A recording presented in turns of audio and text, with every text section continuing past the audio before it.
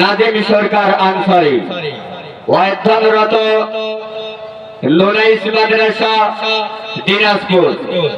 আমি জনাবকে তার সংক্ষিপ্ত আলোচনা পেশ করার জন্য সবিনয় অনুরোধ করছি। আসসালামু আলাইকুম ওয়া রাহমাতুল্লাহি ওয়া বারাকাতুহু। আলহামদুলিল্লাহি রাব্বিল আলামিন والصلاة والسلام على سيد المرسلين أما بعد فأعوذ بالله من الشيطان الرجيم بسم الله الرحمن الرحيم إن الصلاة تنهى عن الفحشاء والمنكر وقال رسول الله صلى الله عليه وسلم مفتاح الجنة الصلاة أو كما قال عليه الصلاة والسلام সামনে যত এগিয়েছি মোরা পিছে পড়েছি তত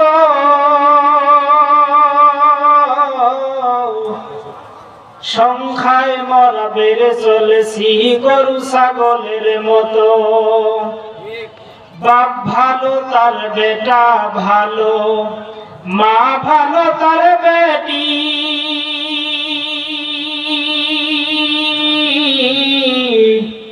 গাই ভালো তার দুধ ভালো, দুধ ভালো তার ঘি। লা ইলাহা ইল্লাল্লাহ, লা ইলাহা ইল্লাল্লাহ, লা ইলাহা ইল্লাল্লাহ, লা ইলাহা ইল্লাল্লাহু মুহাম্মাদুর রাসূলুল্লাহ সাল্লাল্লাহু আলাইহি ওয়াসাল্লাম। উত্তর মির্জাগঞ্জ রেলখুন্টি ময়দানের উন্নয়ন যুব সমাজ কর্তৃক আয়োজিত একদিন ব্যাপী এক বিরাট ঐতিহাসিক তাফসীর কোরআন মাহফিলের প্রধান মুফাসসির হযরত মাওলানা রায়হান কবির সাক্ষীরা বিশেষ মুফাসসির হিসেবে তাফসীর পেশ করবেন হযরত মাওলানা আব্দুল হামিদ হুসাইনি।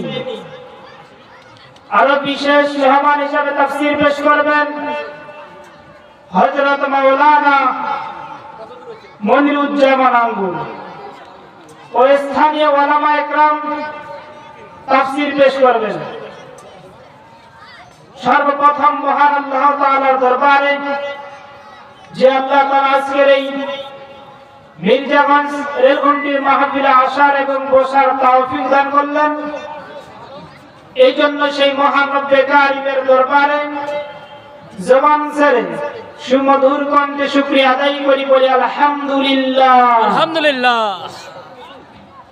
মানবতার দিশারি সাইয়্যিদুল মুরসালিন সর্বশ্রেষ্ঠ নেতা, যে নবী আমাদের জন্য সারা জীবন ইয়া উম্মতি বলে কেঁদে গেলেন, যার মতো আদর্শ নেতা পৃথিবীতে আর কখনো আসবে না, সে নেতার প্রতি সংক্ষিপ্ত দরুদ পাঠ করি, বলি সাল্লাল্লাহু আলাইহি ওয়াসাল্লাম।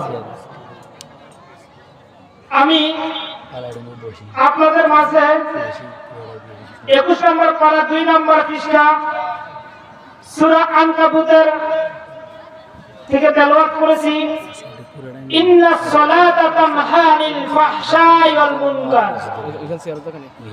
আমার আল্লাহ তাআলা বলতেছেন নিশ্চয় নামাজ সমস্ত অশ্লীলতা বেহায়াপনা কাজ থেকে বিরত রাখে। সুবহানাল্লাহ। কিন্তু এখন প্রশ্ন আসতে পারে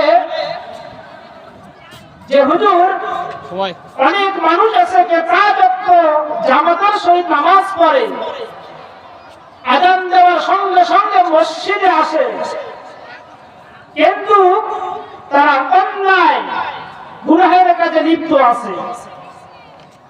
তাহলে আপনি তো বললেন নামাজ সমস্ত গুনাহের কাছ থেকে বিরত রাখতে পারে, কিন্তু আমাদের এলাকার যে মানুষ নামাজও পড়ে, গুনাহও করে, জেনা করে, অন্যায় করে, ঘুষ খায়, জুলুম নির্যাতন করে,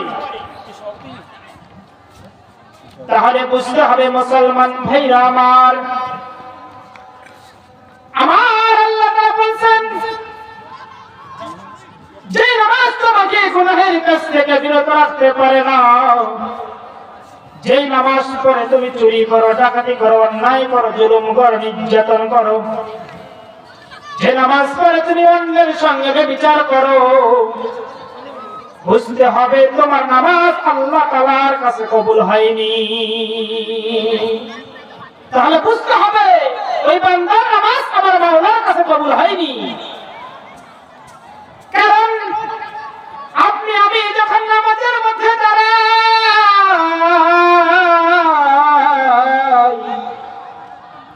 দুনিয়াবি চিন্তা ধারণা করি, আপনি আমি যখন নামাজের মধ্যে দাঁড়াই দুনিয়াবি কাজ কর্মের স্মরণ করি, আপনি আমি যে নামাজে দাঁড়াইছি, আমার আল্লাহর সামনে দাঁড়াইছি, এই চিন্তায় আপনার আমার অন্তরের মধ্যে থাকে না। একটি উদাহরণ শুনেন, যে এক ব্যক্তি তার মালিকের কোম্পানির মধ্যে চাকরি করে, সে যদি ওই কোম্পানির মধ্যে মনোযোগ না দিয়ে কাজ করে, তাহলে দেখবেন কাজের মধ্যে ভুল হবে কিনা? অবশ্যই কাজের মধ্যে ভুল হবে, কারণ সে নামাজের মধ্যে মন দেয়নি, সে কোম্পানির চাকরির মধ্যে মন দেয়নি, তার মন অন্যখানে থাকার কারণে তার চাকরির মধ্যে, অফিসের মধ্যে ভুল করবে। তেমনি ভাবে পরে মুসলমান ভাই যদি নামাজে যাওয়ার তাড়াহুড়ো করেন, সে যদি নামাজের মধ্যে দুনিয়াবি চিন্তাধারা করে, তাহলে তার নামাজ আমার আল্লাহ কবুল করবেন না। আপনার আমার নামাজটা কেমন হবে? আপনি আমি যখন নামাজের মধ্যে দাঁড়াবো, দুনিয়াবি কোনো চিন্তা করা যাবে না, একমাত্র মনে রাখতে হবে আমি আল্লাহর সামনে দাঁড়াইছি। এই চিন্তা যখন আপনার আমার থাকবে, যখন কোম্পানির সামনে, কর্মচারীর সামনে যখন মালিক থাকবে, তখন কাজটা দেখবেন মজবুত হবে, ওখানে ভেজাল হবে না। অনুরূপ ভাবে আপনি যখন নামাজের মধ্যে দাঁড়াবেন, তখন মনে করবেন আমার মালিক আল্লাহ দেখতেছে, তাহলে আপনার নামাজ আল্লাহর কাছে, আপনার নামাজের মধ্যে কোন থাকবে, খুশি খুশি সেই নামাজ যখন পড়বেন, আমার আল্লাহ কবুল করেন। সুবহানাল্লাহ। আমার নবী করিম সাল্লাল্লাহু আলাইহি সাল্লাম বলেছেন, মিফতাহুল জান্নাতিস সালাহ, নামাজ বেহেশতের চাবি। এখন প্রশ্ন আসতে পারে, নামাজ বেহেশতের চাবি, আপনি আমি কেমনে ঘরের মধ্যে তালাবদ্ধ থাকলে ঘরে গেতে চাবির প্রয়োজন আছে কিনা? অবশ্যই চাবির প্রয়োজন আছে। সেরকম ভাবে আপনি আমি যে জান্নাতে যাব, ওই জান্নাতের গেটের মধ্যে যে চাবি থাকবে, সেটা হচ্ছে আপনার আমার দুনিয়ার মধ্যে যে নামাজ পড়েছি, যদি নামাজ পড়ে থাকি, তাহলে সেদিন এই চাবি দিয়ে তালা খুলে জান্নাতে যাব। বলেন সুবহানাল্লাহ। আর যদি নামাজ না পড়ে থাকি, আযান হচ্ছে, মসজিদ সব আযান দিচ্ছে, আপনি আমি ঘুরে বেড়াচ্ছি, দুনিয়াবি কাজের মধ্যে লিপ্ত আছি, নামাজের আযান দিয়েছে, আপনার আমার স্মরণ নাই, তাহলে আপনি আমি ওই যেমনি হবে, একটি ঘরের মধ্যে তালা লাগা থাকলে আপনি আমি প্রবেশ করতে পারবো না। অনুরূপ ভাবে যেই আপনি আমি যদি নামাজ না পড়ি, তাহলে জান্নাতের তালা খুলতে পারবো না, জান্নাতেও যাইতে পারবো না। নাউজুবিল্লাহ। আমার ভাইরা, আমার বন্ধুগণ, মুসলমান বাবাজিরা, দিলের কান লাগাইয়া শুনে, আমার আল্লাহ তাআলা আপনাকে আমাকে কি জন্য পাঠাইলো? আমার আল্লাহ তাআলা বলেছেন, আমি আল্লাহ তোমাকে বান্দাকে পাঠাইলাম দুনিয়াতে তুমি জাননি আমি আল্লাহ তোমাকে দুনিয়াতে পাঠাইলাম আমার আল্লাহর ইবাদত করার জন্য, আর সমস্ত মাখলুক সৃষ্টি করলাম তুমি মানুষের খেদমত করার জন্য। আল্লাহ তাআলা সমস্ত মাখলুক সৃষ্টি করেছেন আপনার আমার জন্য, আর মানুষকে সৃষ্টি করেছেন আল্লাহ তাআলা ইবাদত করার জন্য, ঠিক না? মুসলমান ভাইরা আমার, সময় খুবই কম, আর কি একটি কথা বলে আমি শেষ করতে যাচ্ছি। কথাটা হচ্ছে যে বাংলাদেশের মধ্যে একটা বর্তমান চলতেছে, আমার মুসলমান আইনজীবী সাইফুল ভাইকে ইসলামের মানুষেরা হত্যা করেছে, জবাই করেছে ওপেন রাস্তার মধ্যে। এই 90% মুসলমানের দেশে আমার আপনার মুসলমানকে হত্যা করতেছে বাজান। তার মানে আমি এখানে নয় যে হিন্দুদের বিরুদ্ধে বলতেছি, না না না, আমি ওই হিন্দুর বিরুদ্ধে কথা বলতেছি এই হিন্দুর পরে একটা আছে ভারতের মধ্যে, একটা বাংলাদেশের মধ্যে, প্রথমবারই ভারতের মধ্যে, দ্বিতীয়বারই বাংলাদেশের মধ্যে। এই বাংলাদেশের মধ্যে তারা অন্যায় নির্যাতন মুসলমানের উপর করে, এখান থেকে মাল পাচার করে ভারতের মধ্যে পাঠায়। ওই হিন্দুদেরকে বলতেছি, ওই হিন্দু ভাইদেরকে বলতেছি, তোমরা সতর্ক হয়ে যাও, লাট হয়ে যাও। আমরা মুসলমান সিংহের জাতি, আমরা মুসলমান একবার গর্জন দিয়ে মাথায় ময়দানে নামি। তোমরা হিন্দু নয়, তোমরা বাংলাদেশে 1 সেকেন্ড থাকতে পারবা না। আমাদের মুসলমানকে সাইফুল ভাইকে তোমরা নির্যাতন ভাবে কঠিন ভাবে জবাই করলে, আমরা মুসলমান ধরি না ধরলে কিন্তু ছাড়ি না, তোমরা ঠিক না? এই সাইফুল ভাইকে তারা হত্যা করলো। আমরা এখান থেকে বলতে চাই আজকে মির্জাগঞ্জের মাহফিল থেকে, যে ইসলামের মানুষেরা আমার সাইফুল ভাইকে হত্যা করেছে, আমরা পরিষ্কার ভাষায় বলতে চাই ওই ইসলামকে বাতিল ঘোষণা করা হোক, তাহলে বাংলার মুসলমান চুপ থাকবে না, কথা বলে ঠিক না? মুসলমান সিংহের জাতি, মুসলমান কাউকে ভয় করে না, মুসলমান যুদ্ধের ময়দানে যেতে প্রস্তুত আছে, মুসলমান বুলেটকে ভয় পায় না, মুসলমান বোমাকে ভয় পায় না, মুসলমান নাস্তিক বেঈমানকে ভয় পায় না, মুসলমান একমাত্র ভয় পায় আমার আল্লাহকে। কথা ঠিক না? মহতরম হাজিরিন, আমি যে কথাগুলো বললাম, 1 নম্বর বলছি যে নামাজ সমস্ত কাজ থেকে বিরত রাখে, কিন্তু আপনার আমার নামাজ কি জন্য বিরত রাখে না? 1 নম্বর পয়েন্ট, যে আপনি নামাজ পড়তেছি, নামাজ পড়ে ঘুষ খাই, অন্যায় করি, নির্যাতন করি, জুলুম করি, ব্যভিচার করি, এই জন্য আপনার আমার নামাজ আল্লাহর কাছে কবুল হচ্ছে না। আপনি তেমনি ভাবে 1 মণ দুধের মধ্যে যদি 1 ফোঁটা লেবুর রস দেন, পুরো দুধ যেমনি ভাবে নষ্ট হয়ে যায়। আপনি হাজার টাকা আপনি হালাল আয় করেন, যদি 1 টাকা হারাম যায়, আপনার সমস্ত ইবাদত, সমস্ত ইনকাম হালাল সব হারাম হয়ে যাবে।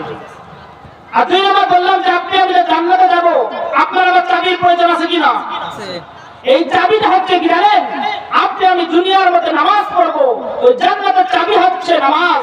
দুনিয়ার চাবিতে তালা খুলতে যেমনি চাবি লাগে, সেরকম ভাবে আপনি আমি যদি জান্নাতে যেতে চাই, আপনি আমি যদি জান্নাতের মধ্যে প্রবেশ করতে চাই, নামাজ নিয়ামত যদি ভোগ করতে চাই, তাহলে আপনাকে আমাকে দুনিয়াতে নামাজ পড়ে ওই জান্নাতের চাবি অর্জন করে আপনাকে আমাকে যেতে হবে। আর 3 নম্বর পয়েন্ট হচ্ছে যে আমাদের মুসলমানকে, যে ইসলামের দল থেকে আমাদের মুসলমানকে হত্যা করেছে, এই ইসলামকে আমাদের বাংলার জমিন থেকে বাতিল ঘোষণা করতে হবে। তাহলে আমরা বাংলার আনাচে কানাচে, টেকনাফ থেকে তেতুলিয়া, রূপসা থেকে পাতুলিয়া, প্রতিটা মুসলমান সন্তান, যুবক, মুরব্বী সবাই মাঠে নামবো। কথা বলে ঠিক কিনা? আমি যে কথাগুলো বললাম, আল্লাহ তাআলা আমাকে আপনাদের সবাইকে আমল করার তৌফিক দান করুন। আমি একজন ছাত্র মানুষ, আমার জন্য সবাই দোয়া করবেন। আমি আপনাদের এলাকার কৃতি সন্তান। আসসালামু আলাইকুম ওয়া রাহমাতুল্লাহি ওয়া বারাকাতুহু।